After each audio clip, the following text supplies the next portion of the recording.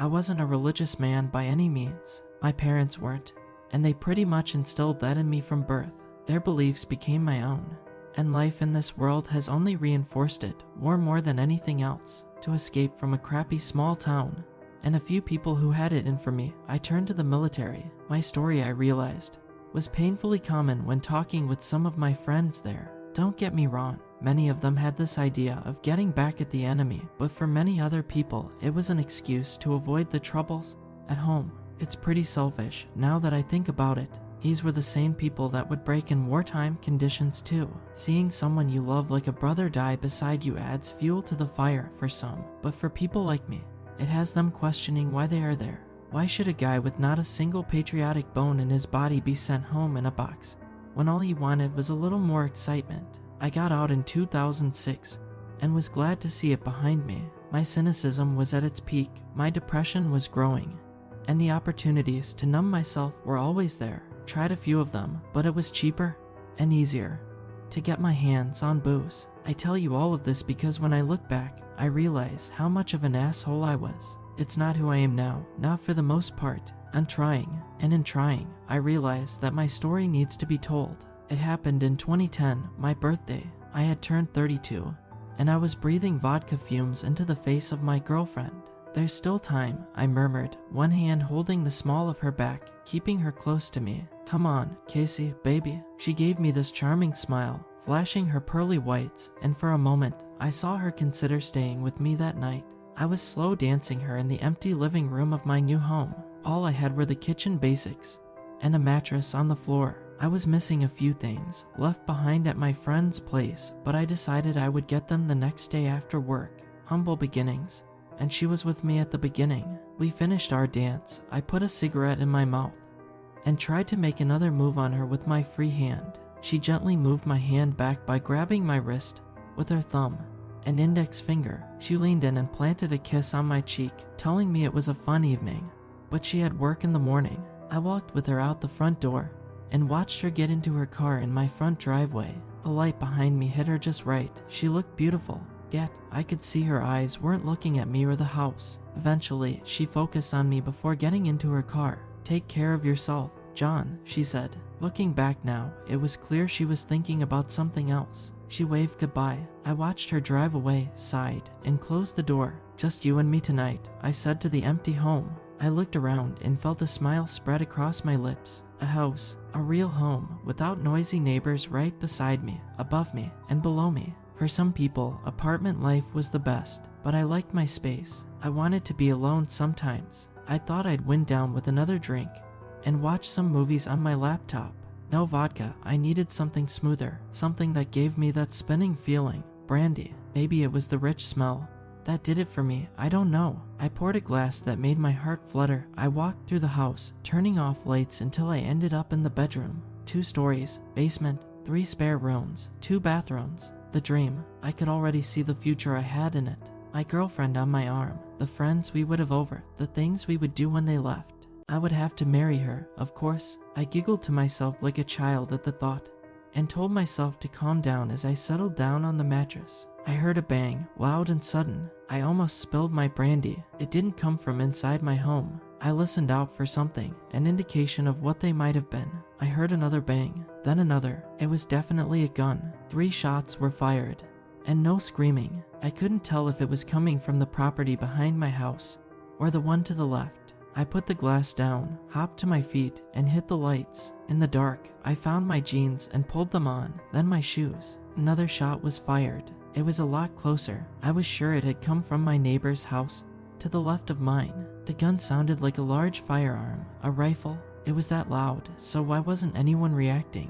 Where were the alarms, the sirens, the screaming? Maybe it was all the drink in my system, but I didn't shy away from gunshots anymore. I had heard and seen worse. I had a service pistol. I stuffed it into the front pocket of my jacket and opened the front door to my house. I was out in the open, but I stuck to the shadows, approaching the corner of my house. I looked up at my neighbor's house, scanning the dark windows. The curtains weren't drawn, yet I would have still seen the flash of the gunshot through them as the 5th and final shot was fired. I stepped back and looked around. All the houses across the street were silent. Not a light. I imagined that everyone was panicking, hiding under their beds. I shook my head and took out my phone, placing a call to 911. The phone died just as my thumb hovered above the call button. Damn, I hissed. One of the things I forgot at my friend's place, a phone charger. I'm surprised it lasted as long as it did. Still, that mattered very little to me. In such a quiet suburban neighborhood, people call 911 for far less. I counted on that fact, thinking at least one other person had called the police for help.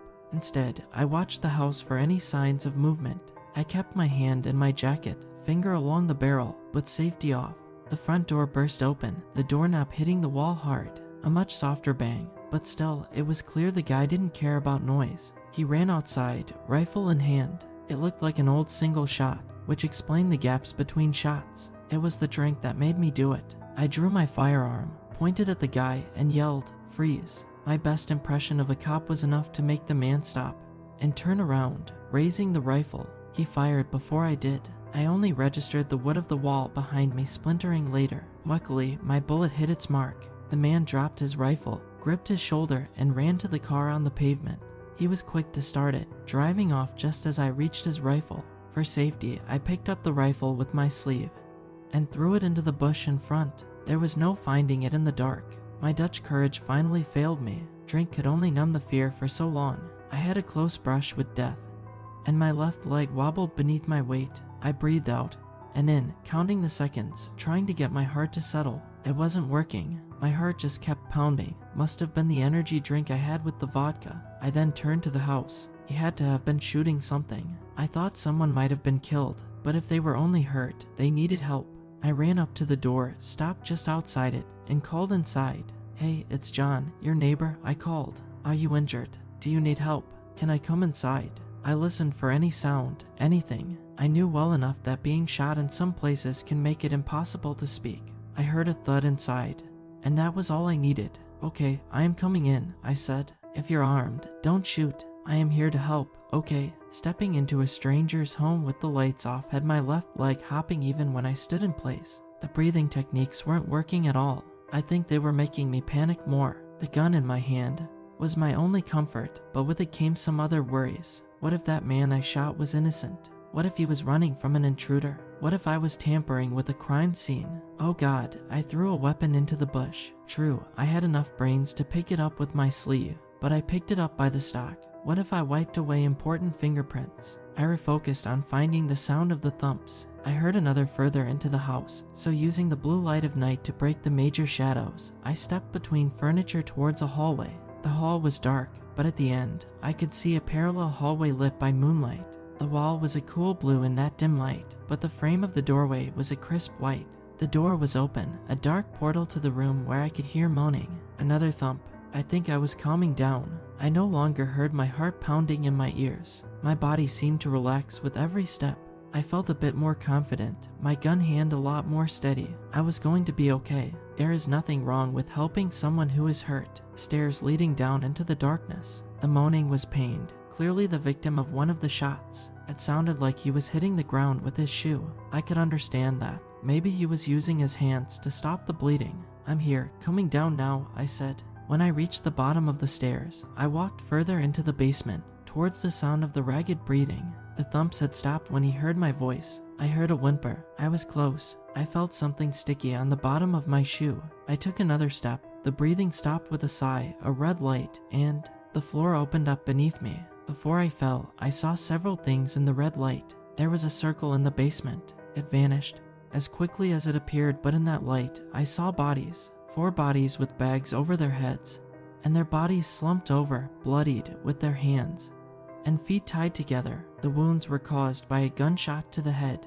The 5th body was seated, without a sack over the head. Also, unlike the others, his hands weren't bound behind his back, the bind hanging from one hand, while it clung to the gunshot wound to the chest. That explained why the man couldn't speak. His lungs were no doubt filled with blood. He died just before I reached, just as I entered the circle. The fall itself was a rush, but my mind refused to get excited. It was like stepping into a room. Simple, easy, boring. Yet, it was far from that. When I landed, I didn't crumple, I didn't even fall on my ass. I landed on my feet, perfectly fine, in a meadow of yellowed grass. I don't know how many times I turned on the spot, taking it all in. The trees were pale gray, the leaves a deathly, cool green, becoming gray themselves. The mountains were distant, rocky, and beautiful. All of this, especially the yellow grass around me, seemed to glow with warmth, as if the perfect summer sun were shining down on it all. Yet, the sky was not blue, and the sun was missing. There was only darkness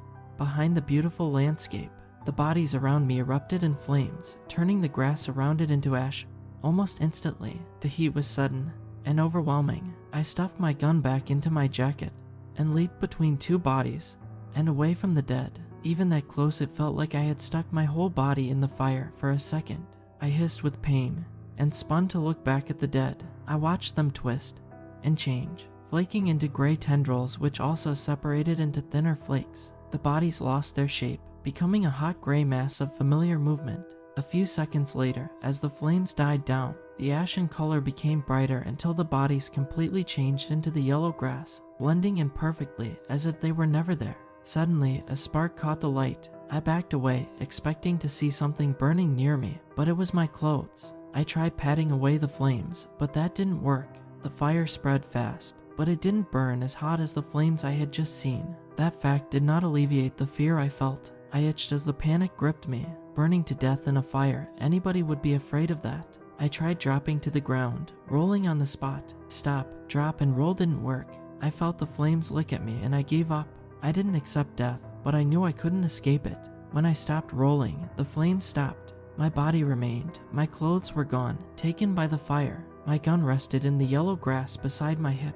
My peace of mind, my security. I reached for it, picking it up and holding it tight. As I shakily got to my feet, I held that gun tight, afraid to lose it like I had lost everything else. I wanted to get away, so I started walking, afraid somebody would see me in that state. How could I explain it to them? I still hadn't fully realized where I was and how I had got there. I was plagued with smaller fears, and I just focused on them. Leaving the meadow, I stepped onto a path that began where I stepped and continued between two cast iron fences. There was a gate, but it was wide open. The bars were twisted and bent as if warped by heat. The trail continued further on between the gray trees, but I could only make out what was there after walking for a long while.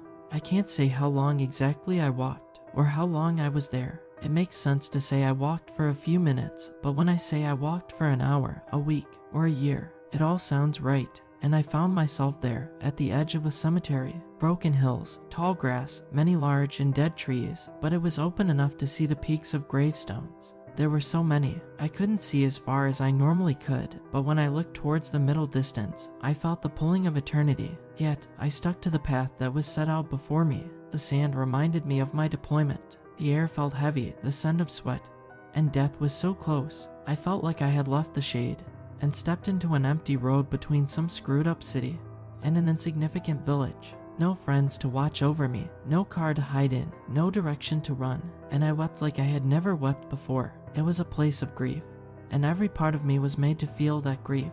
The gun was in my hand. It felt so heavy. I let it go just so I had the strength to keep walking. When it hit the ground, it shattered into glittering dust, and I barely registered what I saw. I marched on. I started talking to myself. The trees were thinning out. They lost their leaves. The knots in their trunks seemed to move, open and close like mouths. I talked to them. They talked to me, and I wept loudly when they spoke. I can't recall the rest of the journey except for the end. A man, black hair, curly and shining. His skin was as pale as bone. Black robes, burning eyes, a look of such indifference. When he saw me, I felt smaller than a grain of sand. He stared at the grave in front of him, the only grave I had seen in the entire cemetery, which had a cross. "You don't belong here," he said. "I won't ask how you came to be here. It won't be long before you are gone. Where am I? You already know. Don't cry so loudly." At that moment, my weeping stopped, but the pain remained. I could feel the tears on my cheeks. The man looked at me. His eyes were piercing, an orange glow deep within the coal that was his iris. A face so beautiful it was ugly, or a face so ugly that was beautiful. It was not human. Even now I can't tell you what the shape was, what the nose was like, or the mouth. It was pale, the eyes were as black as the hair. That's all I have. The rest I cannot pin down in memory. My own have come to collect you. he said, turning to look down the path. I followed his gaze and saw something in the distance, something that seemed to warp the landscape, almost the same way he created heat lines in the distance. They won't reach you in time, but they still choose to try, he said. I can understand that desire. I looked at him and he looked at me. So unworthy, he said, studying me with hatred. My insides were burning. I felt teeth on my flesh, testing how far it could sink before it broke the skin. Snap. I was standing in the basement of my neighbor's house. The bodies were missing, as were my clothes and gun. I stepped back and away from where the circle had been, leaving the basement, walking through the house and onto the path outside. The cold night and the thought of being seen weren't enough to deter me. I walked straight home, closed the door behind me, and crawled up on the floor. The next day, I checked the house next door from a distance. There was blood on the path. The door was still open. I could spot the rifle in the bushes. No cops. I drove to my friend's place and collected my phone charger among other things. When my phone turned on, I saw apologies and goodbyes from my girlfriend. Turned out she was seeing someone else. The messages would have broken me before, but it felt like nothing. I swiped the messages aside and called the police, telling them that I saw a rifle in the bushes. When I returned, I answered some questions, only telling them I heard gunshots and saw a man flee with a rifle. The stink of alcohol must have answered their silent question of why I didn't phone them sooner. Later that day, I received calls from a woman who didn't tell me her name and asked me strange questions, but I told her to talk with the police and hung up.